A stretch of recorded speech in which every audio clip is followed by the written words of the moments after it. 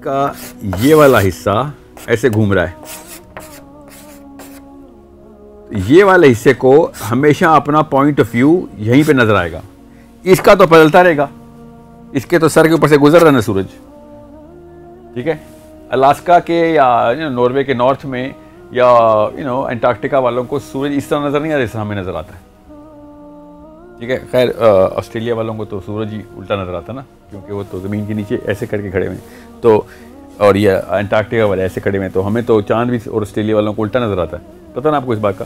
सो इसलिए दोनों पोल्स में से किसी एक पोल पे होना, या तो ये है, जो कि मेरा नहीं ख्याल कि ये है, हो सकता है कि यहाँ पे अगर गार बनाई जाए और समझ लें कि ये पोल है, यहाँ पे है गार, सूरज ने इधर से निकलना है और इधर चले जाना है, या फिर इधर से निकलना है और इधर चले जाना है, जो भी मस्तिष्क समझ लें आप उनकी, ठीक है। और यहाँ पे गार से बंदा बाहर आके देखे या ये धाना हो गार का, तब तो मैं एक तरफ पूरी कर लूंगा कि मेरे दाईं तरफ से निकलता है और सिरक के चला जाता है तुलू के वक्त। मसला यह है गुरूब के वक्त वो बाईं तरफ से सिरक नहीं सकता, फिर भी समझ रहे ना, बाईं तरफ सिरकने के लिए तो सूरज ही नहीं होता ना, आता ही दाईं तरफ और दाईं तरफ ही रहता है मेरे सूरज। इतने से एरिया में सूरज निकलता है अलास्का में। तो अगर वो दाईं तरफ से निकलेगा, मैं यहां खड़ा हूं, तो मेरे दाईं तरफ ही गुरूब होगा, वो मेरे तो ऊपर से आएगा ही नहीं थे सूरज, वो यहां से निकलता है और यहां पे चले जाता है। और फिर भी समझ लें कि अगर ऐसा नहीं भी होता, तब भी वो सिरक के कहीं से नहीं गुजर रहा, बच के नहीं गुजर रहा, उसकी किरणें आ रही हैं मेरे तक। तो इसका मतलब है कि क्या थ्योराइज किया जा सकता है इधर, व्हाट कैन वी डिड्यूस? ये वाकई टाइम एंड स्पेस में नहीं हो रहा। नहीं, खूबसूरत सवाल किया आपने। क्या इस टाइम एंड स्पेस में हो रहा है? या हो सकता है, बिल्कुल हो सकता है, मगर एक कंडीशन अगर हम कर दें तो, और ये मैं खाली क्या सराही कर रहा हूँ, इसके अलावा मैथमेटिक्स नहीं पूरी हो सकती, क्योंकि ये ज्योमेट्री के खिलाफ कानून तो अल्लाह ने बताया सूरज कहाँ पे, हमें भी बताओ, रोज देखते हैं सूरज किधर से उतरता है, चढ़ता है, किधर से गुरूब होता है। अगर एक ऐसी गार बनाई जाए, ठीक है, जिसके समझ लें सबसे आसान केस बता रहा हूँ कि ये इधर से एंटर हुए, ठीक है, पहाड़ के ऊपर से एंटर हुए, और इसके ऊपर कोई ऐसा स्ट्रक्चर हो जो कि एयर, साउंड या फिर लाइट का कोई ऐसा स्ट्रक्चर, हम डोम बना दें, डोम बना दी हमने या डोम बन गई है, और यहाँ पे एक ऐसी जोन क्रिएट हो गई है, जब सूरज निकलता है तो किरणें इधर आने की बजाय डिफ्लेक्ट होकर इधर गिर रही हैं,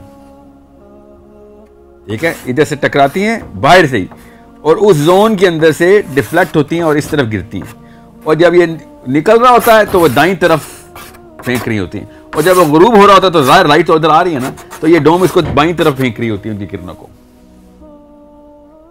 इसके अलावा कोई एक्सप्लेनेशन इस आयत की बन नहीं सकती कि दाईं तरफ मैंने सरकना है पूरी लाइट ने, और बाईं तरफ भी एक ही मौके पे, एक ही सूरज को, एक ही वक्त, एक ही दिन में 24 घंटे के अंदर, 12 घंटे के अंदर, कि सूरज निकलते वक्त लाइट को डिफ्लेक्ट टूवर्ड्स द राइट कर रहा हूं मैं, और गुरूब होते वक्त जब लाइट इधर से आ रही है, समझ लें इधर से लाइट आ रही है, तो मैं टूवर्ड्स द लेफ्ट डिफ्लेक्ट कर रहा हूं इसको,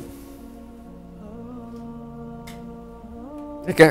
उसके अलावा ये ज्योमेट्री पूरी नहीं हो रही, और ये इतना बड़ा मामला है कि ये जोन बनानी सूरज के गिर्द इस गार के ऊपर कहीं पे भी, ये डोम बनानी मुझे पड़ रही है, ताकि इस आयत की तफसीर में मैं वो अल्फाज के मानी पूरे कर सकूं। इसलिए मुझे साइंस को कुरान के ताबे करना पड़ रहा है। जिस बंदे को ये शक होता है ना कि मैं साइंस की थ्योरी कर रहा होता हूँ, असल में कुरान की आयत बताएगी कि साइंस किस तरीके से इस्तेमाल की जाए। साइंस की थ्रू नहीं मैं कुरान की आयतें पूरी कर रहा हूँ, अल्लाह ने बता दिया, तो अब मुझे साइंस पूरी चेंज करनी पड़ेगी। अब साइंस यहाँ तक पहुँच चुकी है कि हाँ ऐसा हो सकता है। कैसे? वो जिस तरह मर्जी ऊपर से एक कर्वेचर, एक स्ट्रक्चर बन गया है, जो भी जोन बन गई है, चाहे वो साउंड के थ्रू हुई है या वो लाइट के थ्रू हुई है, वो जैसे भी हुई है, मगर इस आयत को पूरा करने के लिए ज्योमेट्री तो चेंज करनी पड़ेगी, और वो ज्योमेट्री के उसूल हमें तोड़ने पड़ेंगे, क्योंकि सूरज को दाईं तरफ से सिरक के गुजरवाना है और बाईं तरफ से भी सिरक के गुजरवाना, एक ही गार के एक ही दिन में।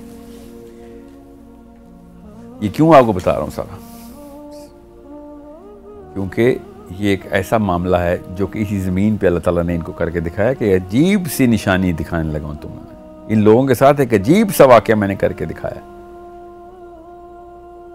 एक ऐसा वाक़या जिसके थ्रू एक पूरा ग्रोह, 2 ग्रोह अंदर असहाबे कहफ के 2 ग्रोह 300 साल से ऊपर बगैर अपनी किसी एक हल्के से सेल की भी हालत चेंज हुए उठते हैं। 300 साल गुजर जाते हैं बाहर। तो 3-4 और इसमें से लेसन निकलते हैं कि अगर इस तरह का वाक़या हो और अगर हम इस तरह की टेक्नोलॉजी से खेल सकें, इस्तेमाल कर सकें, तो हम टाइम के साथ भी खेल सकते हैं। ये इतनी बड़ी बात है। अब इसका दज्जाल और एंड ऑफ टाइम से क्या ताल्लुक है? सोचें दज्जाल की पहली निशानी क्या है, याद करें।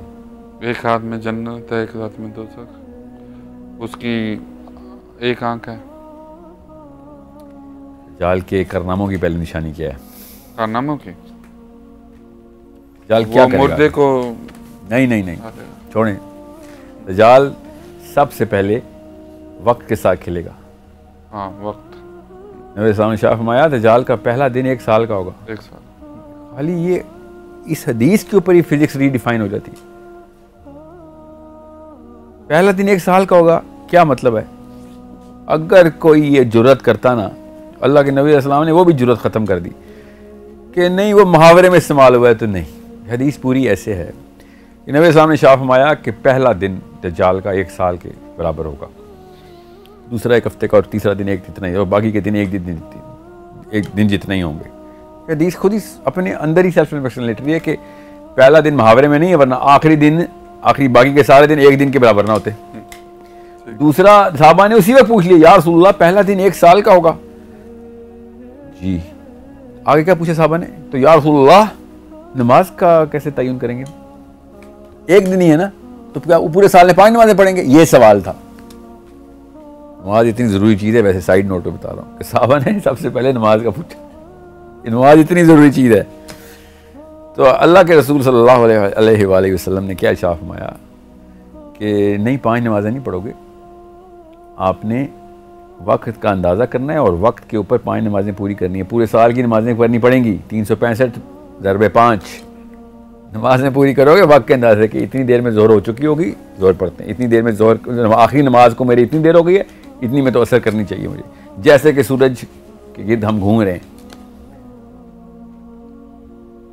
बहरहाल नमाज से ये बात, तो इस सवाल से इतनी खूबसूरती से ये बात जाहिर हो जाती है कि वक्त थम चुका है, वक्त थम चुका है। मुसलमानों ये गौर से समझ लें कि वक्त को रोकने की टेक्नोलॉजी वो लेके आ रहा है, और हम अभी तक फंसे हैं कि ये फिजिक्स की बातें हैं तो इस्लाम में नहीं, वो करके दिखा के चला भी गया है। पूरी की पूरी इंसानी बनी नो इंसान को दोज़ख की तरफ धकेल भी गया। क्यों? उसने करके दिखा दिया। किसने कहा? मेरे नबी ने बताया। कोई बहस करके दिखाए।